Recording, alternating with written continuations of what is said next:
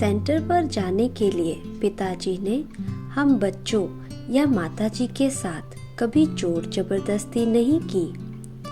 अगर की होती तो शायद मैं और मेरी माताजी ज्ञान में नहीं आते।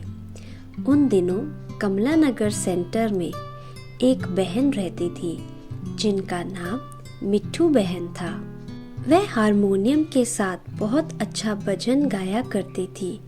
एक बार जिस दिन घर में राधा स्वामी माताओं का सत्संग था, उस दिन हमारे पिताजी उनको साथ ले आए और हमारी माताजी से कहा कि ये बहन आपके सत्संग में भजन गाएगी।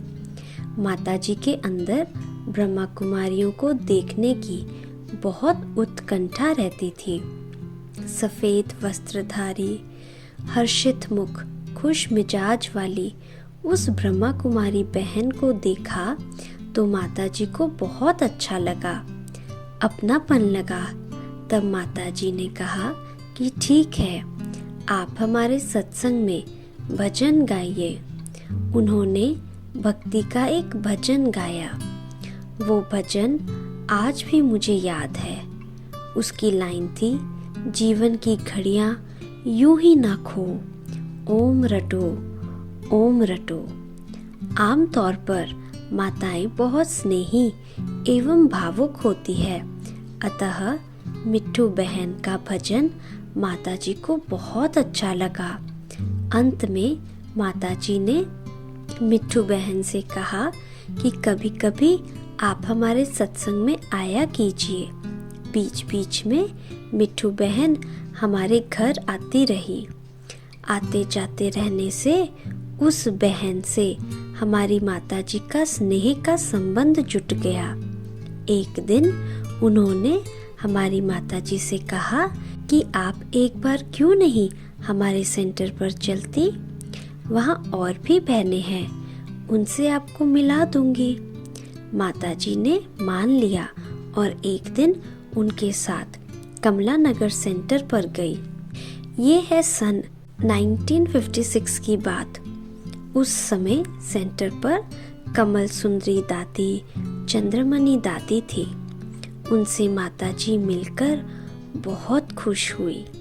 बात करके एवं सेंटर का वातावरण देखकर माताजी को जो डर था कि ब्रह्मा कुमारियां घर बार छुड़ाती है, वह निकल गया। इसके बाद वह कभी कभी पिताजी के साथ सेंटर पर जाने लगी। धीरे धीरे उनका ज्ञान में निश्चय दृढ़ होता गया। जब माताजी ज्ञान में पक्की हो गई और मैं और मेरा भाई भी ज्ञान में आ गए, तो हम सब मिलकर बाबा से मिलने मधुबन आए। मम्मा बाबा से हम सब अलग से मिले। उन दिनों पूरा परिवार ज्ञान में बहुत कम होता था, इसलिए हमें बाबा से विशेष खातिरी मिली थी। क्लास के बाद बाबा सुबह सुबह बच्चों के साथ पैदल टहलने जाते थे। बाबा बारी बारी बच्चों की उंगली पकड़कर चलते थे। इससे बच्चे बहुत खुश होते थे। चलते चलते बीच बीच में बाबा शिव बाबा की याद दिलाते थे कि शिव बाबा याद है, शिव बाबा याद है। बाबा दोपहर में पहाड़ी पर ले जाते थे और शाम के वक्त नक्की झील के पास ले जाते थे। उस समय माताजी भक्ति के भजनों को ज्ञान में परिवर्तित कर बाबा को सुनाती थी। उसमें से एक भजन मुझे आज तक याद है। वह इस प्रकार था, मुझे तो बाबा मिल गए, किया ना जप तप ना की तपस्या, पल में सुलझाई मेरी समस्या।